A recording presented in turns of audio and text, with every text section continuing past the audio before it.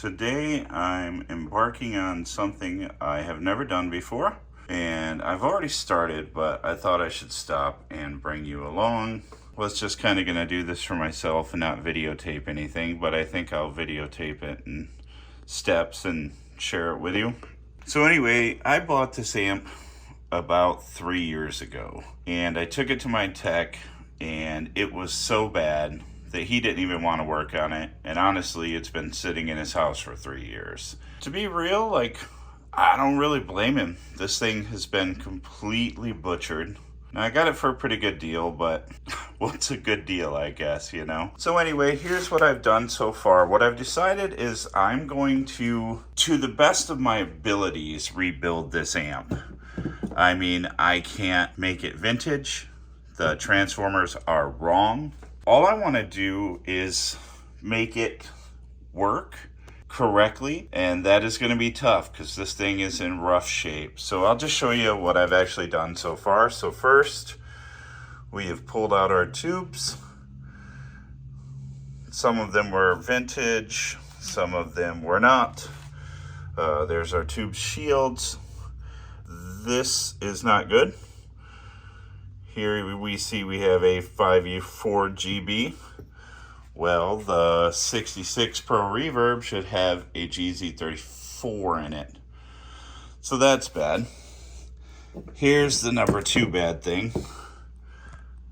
If we take a look at this transformer, this is the output transformer. That ain't the right one. This one here goes to a basement, I'm pretty sure. We have the wrong reverb driver, although it's a classic tone. The specs on this are right. So that's going to go back in. I have started rebuilding the bias supply because it was modded. I'm not sure. I think it was modded for maybe adjustable bias because there was a pot and it was just done horribly. So I've already pulled this all apart and I cleaned up the boards best as I could. And I've actually just been weighting those down with the transformer to flatten them out a little bit because at some point this amp obviously got moist. So there was a capacitor in the bias supply that did not belong there. And obviously it was hooked to that pot, which didn't belong there. Some of our knobs are original, some are not. Now I'm removing the power supply transformer, which is also not correct. And I mean, just look in here. If you look at the rectifier tube socket, you can see they tried like a diode mod, which I guess I read a little bit about and can be good, can be bad, but we're gonna undo it. We're just gonna go through here. I'm gonna use this as a learning experience. And I'm going to go through every single one of these resistors and caps and see if they're the right ones. If they are not, I am putting them back to stock values. I will probably pull the blue molded caps, the almighty tone caps there, and just replace them. There's literally 4 of them left. And like I said, you know, there ain't gonna be nothing vintage about this. There ain't nothing vintage about it now. Just nah. So I'm gonna do my best to learn, do this correctly. I've already discharged the capacitors under the dog cap. They are nice capacitors. This had a cap job at some point and had FMTs in it. But I'm probably gonna pull that apart too and just completely recap it anyway. Just because, number 1, I wanna learn. Number 2, we can see the quality of the work done here. And not that I'm certainly no wizard with a soldering iron, you guys, at all. But I feel like this was just somebody's toy. We're gonna do what we can to get it back to good. I have already redone the cabinet. I re-Tolexed the cabinet. I built a new baffle for that. And I did all that about 3 years ago when I got the amp, and it's just been sitting in my basement collecting dust. Put new hardware on it where it needed it. Basically did everything to get it ready for the amp. This thing is a mess. Come along as I try to learn how to put a tube amp back together. Don't do any of this. Don't listen to me. I don't know what I'm doing, and it's deadly. Literally, I could kill myself doing this. But, you know what? I have been paying attention to this stuff for probably more than half my life, so I think I know what to do to keep myself safe.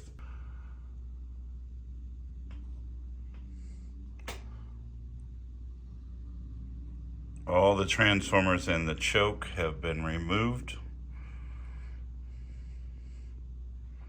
All right, well, we got the cap board all cleaned up, at least as good as it's going to be.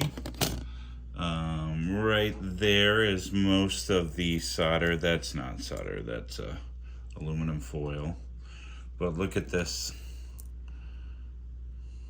That came out of my solder sucker. At this point, I'm not even sure where I left off recording, because I've just kind of been working. My friend Brock, who is my friend Jeremy's son, is actually coming to get this chassis hopefully tomorrow to undo this madness. So that's really rad of him. Thank you so much, Brock. Yeah, we got to get rid of the Swiss cheese because we need somewhere to actually mount a transformer. So basically everything's being rebuilt. Pretty much completely rebuilding this. Couple of these are coming back out. I got the replacements coming for them. There's really no point, as botched as this was, trying to keep anything quote unquote original. I just want it to work well at this point. So there's that. Here's some of my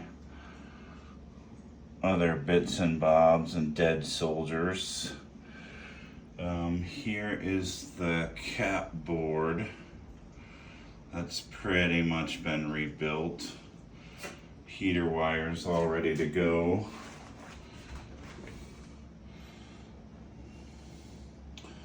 It's our front panel stuff, our new transformers, our old transformers.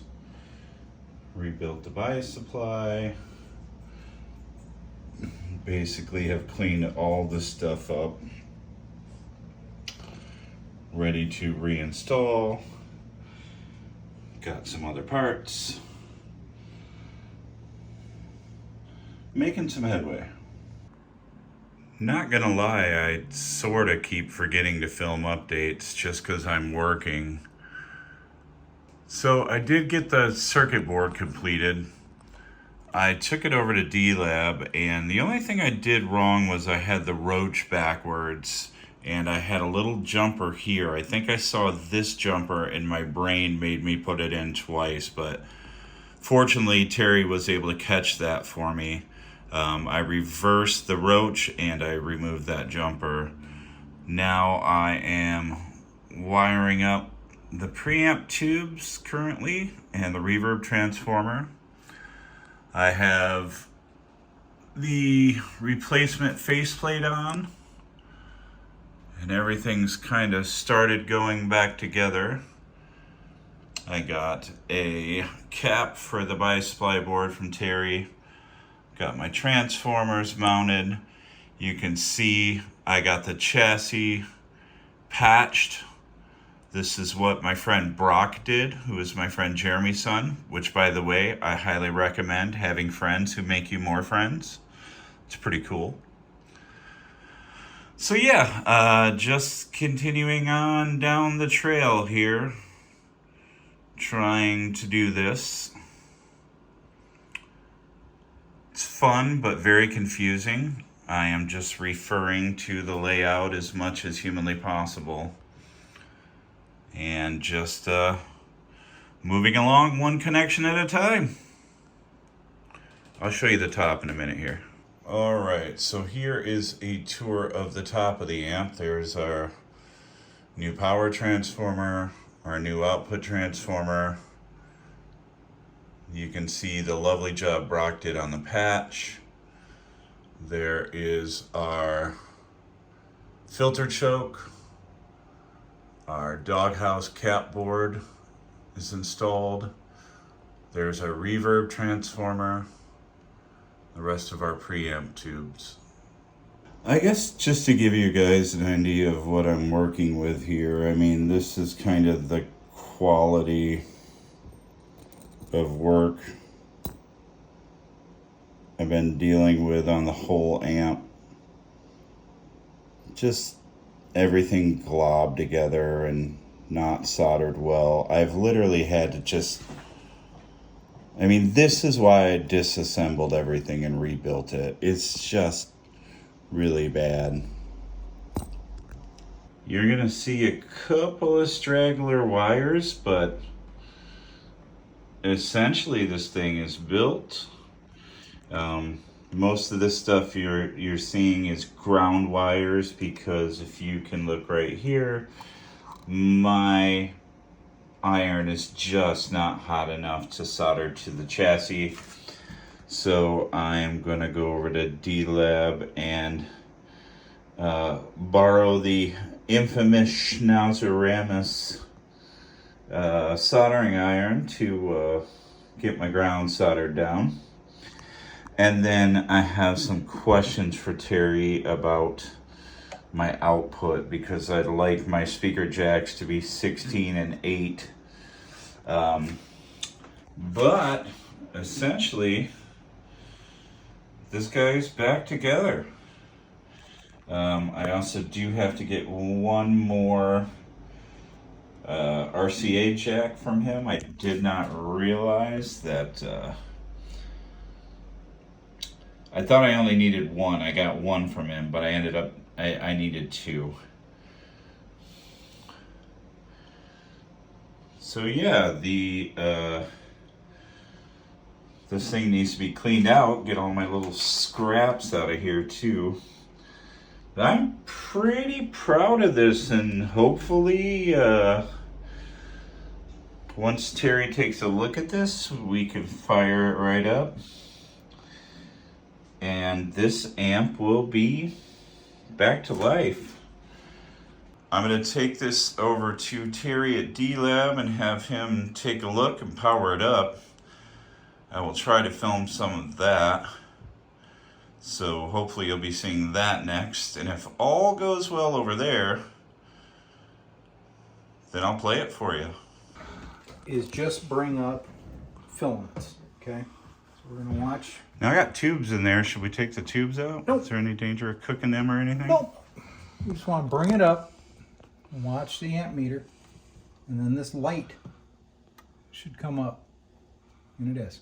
Nice. So that's your indication that your filaments are probably fine. If we had a short, it would let us know.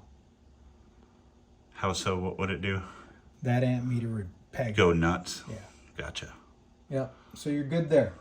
Okay. Sweet. Now we're not going to have anything on the meter until I turn on the high voltage. What we're going to do is bring this back down. Bring up your high voltage. And bring it back up.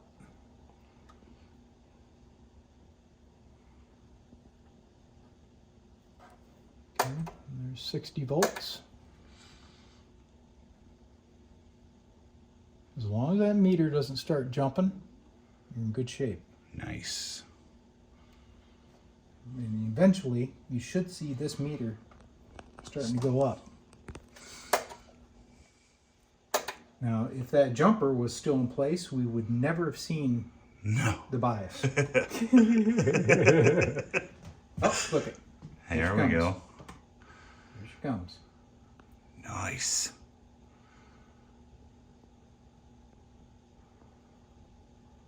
Okay, it's 10 millivolts. I'm at 90 volts in. We're just going to keep it right there. I'm going to turn this up. You should hear something in that speaker. I don't. Got nothing. We should have audio right now. We don't. So we're going to kill it. Still something wrong. Uh-oh. Editing Joby here, and so what Terry and I were laughing about there was this area of the power tubes, there's a jumper between pin 8. Now there's a mod that you can do where you run a resistor from pin 8 to ground. And that is called a current shunt, and it allows you to measure the bias easily. So if you do that current shunt, this jumper is not needed. So that's what Terry was talking about. That's the kind of thing you don't know from just looking at a layout. So that's where you suffer when you don't understand schematics and you don't quite understand the other things. A couple other problems. The reverb pot was way out of spec. The guy had replaced it with an old reverb, or an old potentiometer rather, and it was just completely the wrong pot, and there was a resistor going to that pot that was also wrong, so those had to be replaced. And there was some wiring goofiness on the normal channel input that had to be fixed. The other problem was the phase inverter tube. Even though we tested it and it tested good, the voltages on the tube were extremely imbalanced, and that was what was causing the no output. I was like, let's just swap it with the reverb tube, and once we did that, the amp fired right up. So basically, I had a bad tube. All right, well, we finally figured out what was wrong with the amp. We had a 12AX7 in the inverter that was severely imbalanced. We've moved that into the reverb section. It's doing its job. So to check bias using this meter, you go to the chassis, come in here, touch pin 8, which has the 1 ohm resistor, and you're looking for, if I can hold my meter, 33 mils. There she is. So it's 33 millivolts equals 33 milliamps through the tube. Okay? Gotcha. Yep, so we got our point. And we've got a working amp. Here's reverb. Like super boingy reverb. And here is our tremolo. Plenty of that. Yeah, the Pro Reverb is working again, man. Pretty major task, huh? That's it. Yeah. It's beyond a major task, man. Yeah. I could not have done it without your help, sir. Man. I appreciate it. So we found a few minor errors, but nothing, you know. Obviously, for somebody that's never done this before, Yeah. you did a hell of a job, man. Thanks, buddy. Appreciate it. And Cool. you know, that gives me confidence to maybe do another one in the future here and see what I can come up with. Yeah. Excellent. All right. Well, I appreciate it. Thanks for the wine. Oh, See, yeah. You're welcome. You pay me with wine. That's the way to do it. Thank you so much, Terry. All right, man. Yep.